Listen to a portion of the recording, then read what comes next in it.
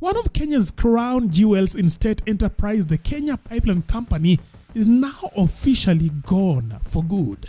In a heated and chaotic parliamentary session punctuated by walkouts, finger-pointing, and accusations of backroom dealing, the National Assembly approved a plan to privatize up to 65% of KPC through a public share sale. The eyes have it. Supporters are calling it economic reform. Critics, however, are calling it daylight robbery. This issue of Kenya Pipeline will bring a lot of excitement. Kenyans will buy in the IPO. But after the announcement of the financial results in February for the full year, the share company will collapse and the share price will collapse. And this is the reason. The current investor in the NSC are not buying assets. They are buying revenue. The government plans to raise 100 billion Kenyan shillings by offloading a majority stake in KPC through an IPO on the Nairobi Security Exchange. But the remaining 35% will stay under state control, supposedly to preserve strategic oversight of the country's energy lifeline. Majority Leader Kimani Ichung'wah led the pitch, framing the sale off as a win for transparency, investor confidence, and democratized ownership. And it's good for the Honorable Ruto to speak to the gallery and excite those that he seeks to excite. The matter of inclusivity, transparency, and accountability have become cardinal in these laws. But the opposition isn't buying this narrative. The grounds for this privatization is all crooked process, Honorable Speaker. All crooked, all skewed. You are told they're spending lawsuits amounting to 5.7 billion. Your guess is good as mine. Who are the claimants? Who are the lawyers? And who are the brokers? United opposition MPs have come out swinging, branding the process as rushed, shady, and deeply flawed. Yeah, I will focus on two issues. And the first one is, ladies and gentlemen, the bill I'm holding is called the Privatization Bill 2025. If you look at this bill, it talks about one of the key elements of this bill is the principle of transparency and accountability. How to ensure that the whole process is transparent and accountable. Look at the way that things have been done.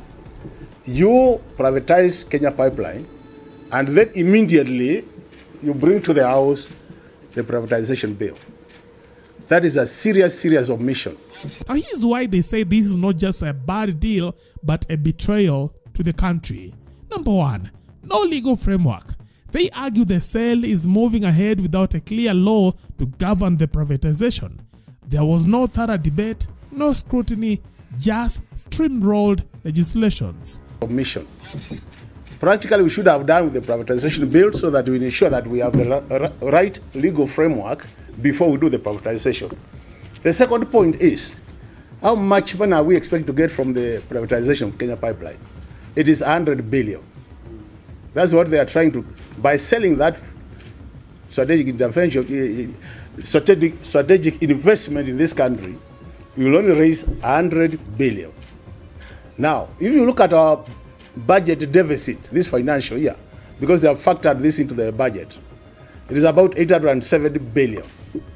So you ask yourself, is it worthy really selling such a strategic investment to raise only 100 billion while you are going to borrow 876 billion from Kenyans?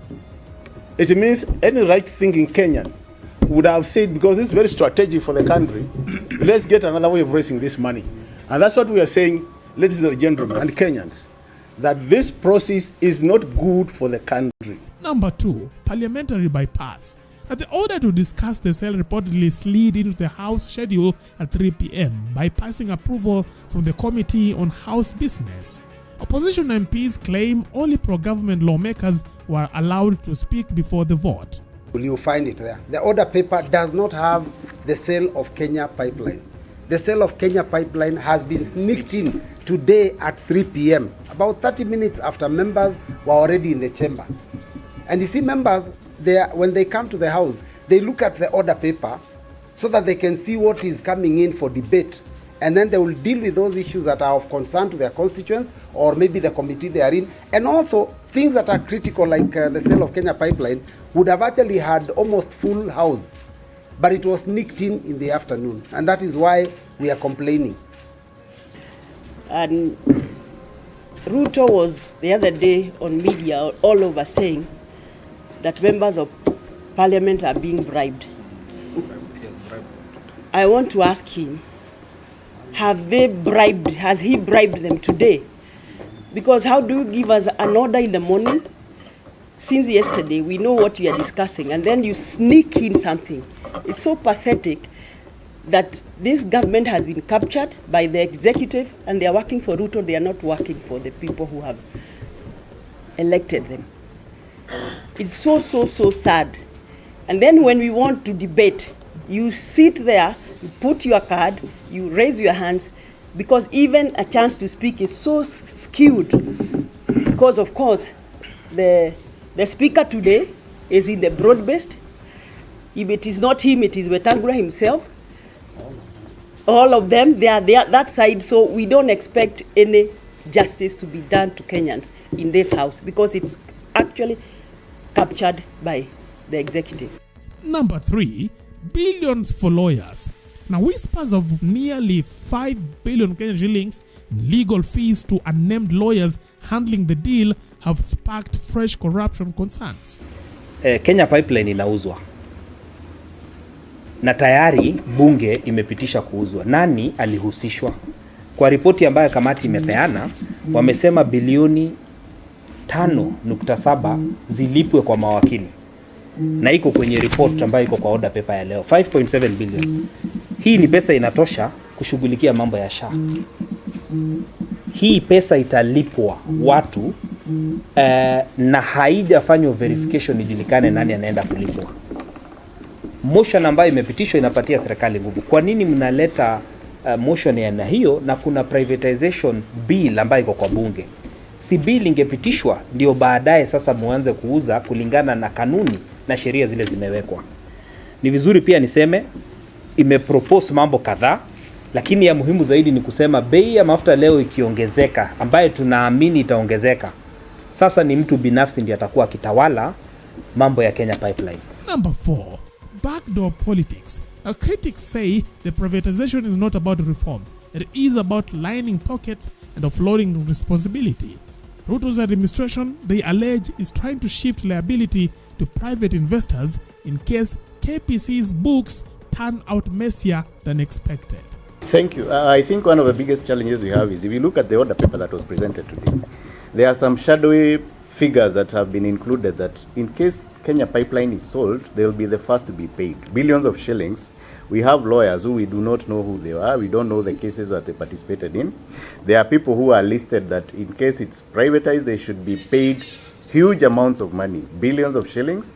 And I think other than that, the fact that you are giving someone leeway to control the price of fuel, that if they decide to increase the price of fuel, we will be the ones who will suffer. 2, we've had cases when we know, if you look at Kenya Railways, the privatization of Kenya Railways, we've had cases where they come in, strip assets, they sell, and they leave a shell. This is the only pipeline we have as a country, and I think it's paramount that if it's to be privatized, Kenyan people must be involved, public participation must be done, and everyone must give their input. Secondly, we cannot sit in parliament and we are not even given a chance to contribute, because those of us who are there, we were not given a chance, we were not accorded a chance so that we could air our views and say whether we support or reject. And I think there are very many people who would have been willing to respond to this matter because it's a matter of national importance. So like my colleague is saying, it's not something that will take sitting down, it's something that needs to go to court. We need arbitration by the judiciary so that they can clarify and decide whether the procedure is correct and whether the sale of Kenya Pipeline was that important.